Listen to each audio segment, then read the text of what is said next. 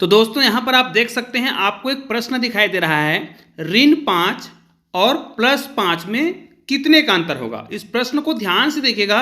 यहाँ पर कहा जा रहा है ऋण 5 और +5 में कितने का अंतर होगा।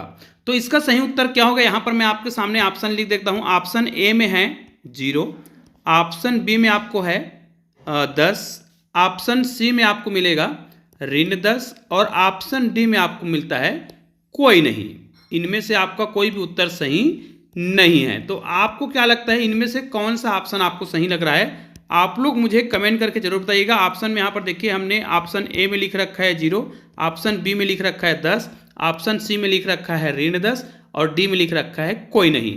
तो निश्चित रूप से ऋण 5 और +5 में कितने का अंतर होगा। तो इस प्रश्न को आप लोग ध्यान से देखिएगा, क्योंकि प्रश्न में स्पष्ट रूप से कहा गया है कि अंतर निकालना है।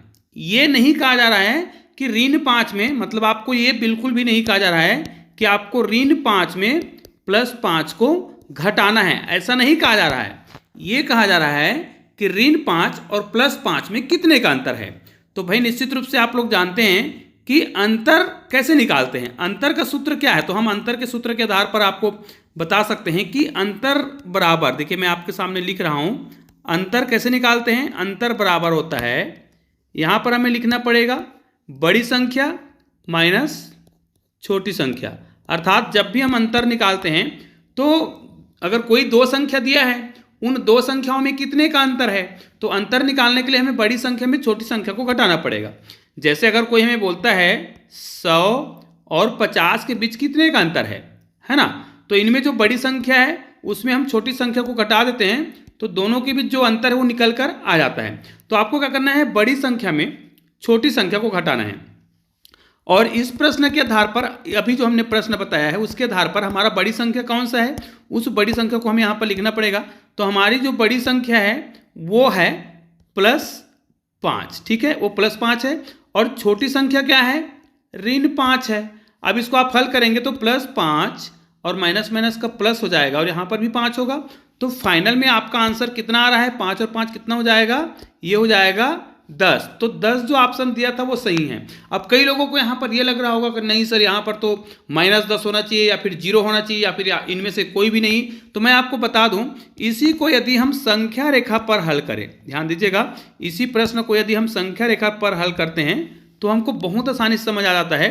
ये देखिए यहाँ पर मान लीजिए 0 है, अब यहाँ पर 1 2 3 4 5 6 7, मैंने यहाँ पर 7 तक लिख दिया है। इधर भी हम 1 2 3 4 5 6 7 8 ऐसा कुछ भी लिख सकते हैं। अब यहाँ पर हम क्या करेंगे, नंबरिंग करेंगे, ठीक है।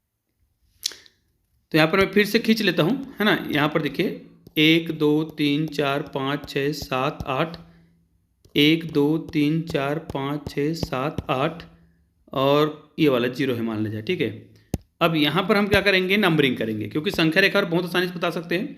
ये 1 है, 2 है, 3 है, 4 5 6 7 और 8। इधर भी ये माइनस में हो जाएगा, ये -1 -2 -3, इसी प्रकार ये -4, ये -5, ये वाला -5 होगा, ठीक है। ये वाला दिख रहा है वो -5 होगा और इधर ये जो दिख रहा है वो क्या हो जाएगा, +5 और ये हो जाएगा -5। अब इन्हीं दोनों के बीच हमें अंतर निकालना है।